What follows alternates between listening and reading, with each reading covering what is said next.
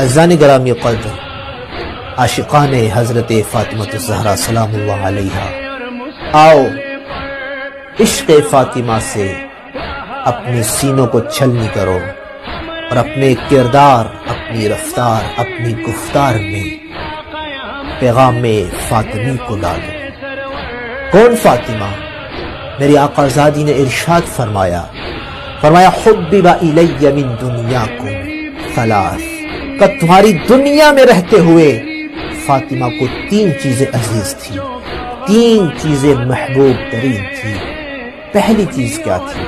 فرمایا تلاوت کتاب اللہ، کہ اللہ کی کتاب کی تلاوت کرنا فاطمہ کو بہت پسند ہے۔ والنظر الی وجہ رسول اللہ، اور رسول اللہ صلی اللہ علیہ وآلہ وسلم کے چہرہ درخشاں کو دیکھنا فاطمہ کو محبوب